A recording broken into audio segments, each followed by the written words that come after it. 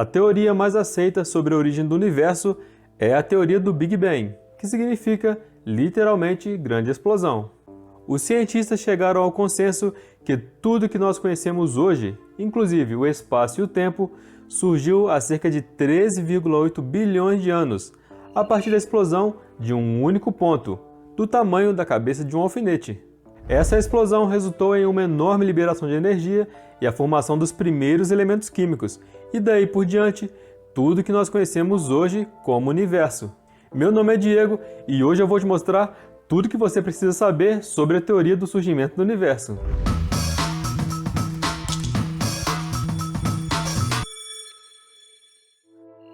O ponto inicial.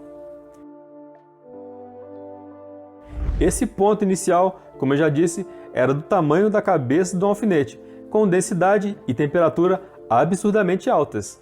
Agora imagine tudo que a gente conhece sobre o universo, com inúmeras galáxias, todas elas com bilhões de estrelas e planetas. Tudo isso concentrado num pontinho que, teoricamente, caberia na palma da sua mão.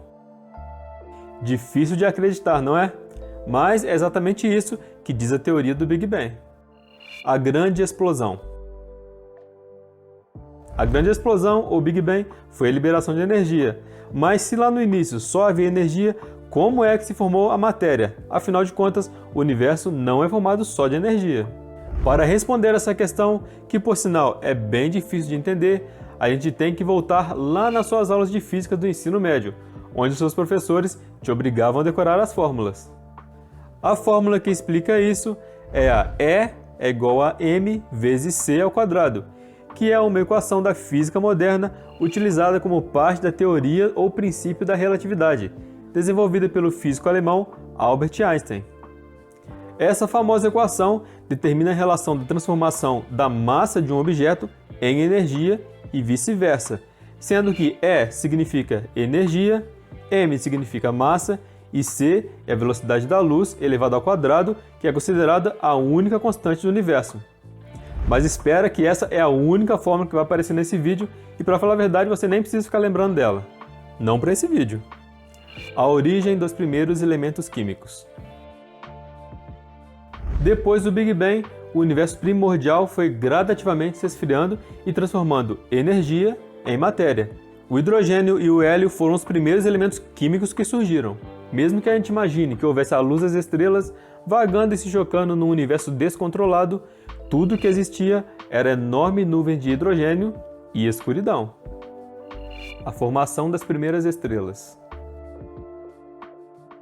As primeiras estrelas não nasceram logo depois da explosão. Foram necessários algumas centenas de milhões de anos para elas começarem a existir. Os átomos de hidrogênio, que formavam aquelas nuvens gigantescas, começaram a se fundir e isso a gente conhece como reação nuclear.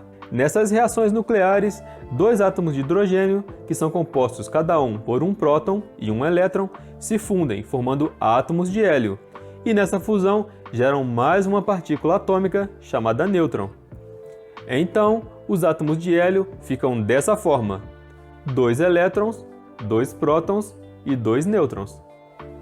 Mas é aqui que a mágica acontece. Quando ocorre essa fusão nuclear, o átomo perde um pouco de massa e gera uma quantidade absurda de energia, e dessa forma surgem as estrelas. Essa fusão nuclear acontece até hoje no Sol, por isso ele ainda emite muita energia luminosa e calor. Para você ter uma ideia, se você conseguisse converter 10 kg de massa em energia, você seria capaz de evaporar toda a Baía de Guanabara lá no Rio de Janeiro instantaneamente. Só com 10 quilos, agora imagina a potência do Sol. Mas o que havia antes do Big Bang? Agora a gente chegou no ponto crítico da situação. Essa pergunta é tão intrigante quanto perguntar para alguém religioso: se Deus criou tudo, então o que havia antes de Deus? Ou quem criou Deus? Só para constar, eu não estou aqui para questionar a fé de ninguém, até porque eu também tenho a minha fé e eu acredito que a ciência e a religião podem andar lado a lado e se completarem sem problema algum. Mas a questão aqui é que a gente não tem como saber o que existia antes do Big Bang. Um pouco antes de morrer, o físico britânico Stephen Hawking disse que não havia absolutamente nada antes do Big Bang. Não existia tempo nem espaço. e nada que pudesse ser entendido dentro das diversas teorias físicas que temos até hoje. Ou seja, a gente não sabe porque as nossas capacidades intelectuais simplesmente não conseguem conceber uma coisa que existia antes do tudo. Mas, apesar do modelo do Big Bang ser amplamente aceito e existirem evidências que comprovam isso não quer dizer que não existam algumas coisas sem explicação nessa teoria. Na verdade, o que não falta são dúvidas a respeito desse assunto que vem povoando a mente humana desde sempre. Como os cientistas chegaram à teoria do Big Bang? Toda descoberta científica envolve a observação da realidade, a formulação de uma hipótese e a realização de testes que comprovam a validade dessa hipótese. É assim que se chega a uma teoria científica, uma explicação testada e bem fundamentada sobre um determinado fenômeno. No caso da teoria do Big Bang, tudo começou nos anos 1920, com o matemático Alexander Friedmann e o físico Georges Lemaitre, responsáveis por lançar a hipótese de que tudo teria sido desenvolvido a partir de um único ponto que eles chamaram de hipótese do átomo primordial. A teoria do Big Bang inclui a ideia de que o universo está em expansão, e hoje ele é a teoria mais aceita pela comunidade científica. Mas, como eu disse antes, uma hipótese é uma especulação, um estudo, e ela não basta para explicar um fenômeno com 100% de exatidão, seja ele qual fenômeno for, ainda mais se for um fenômeno com proporções astronômicas, como a criação do universo. Para isso, seria necessário que alguém confirmasse essa hipótese, e essa pessoa foi o astrônomo norte-americano Edwin Hubble. É esse mesmo que você pensou, do telescópio Hubble. Em 1929, a partir da observação do movimento das galáxias através de telescópios, ele conseguiu constatar que as galáxias estavam se afastando da Terra. A lei de Hubble diz que as galáxias não só estão se afastando da Terra, mas que as mais distantes se afastam numa velocidade ainda maior que as estão mais próximas. Isso porque a nossa galáxia também está em movimento. E nesses estudos, ele chegou às seguintes conclusões. Um dia, houve um ponto inicial onde tudo teve origem. E o universo não está parado, mas em expansão. E a cada segundo, ele está maior do que era antes. Mas aí é que temos outra pergunta. Será que o universo sempre seguiu esse ritmo de expansão? De acordo com o cosmólogo norte-americano Alan Harvey Guth, o universo, logo após o boom original, passou por um período de expansão mais rápida que o normal. Esse período, que teria durado pouquíssimo tempo, foi chamado de cenário inflacionário do universo.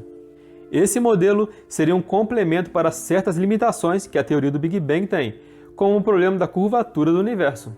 Você já parou para pensar qual é o formato do universo? Será que ele é achatado ou ele é redondo?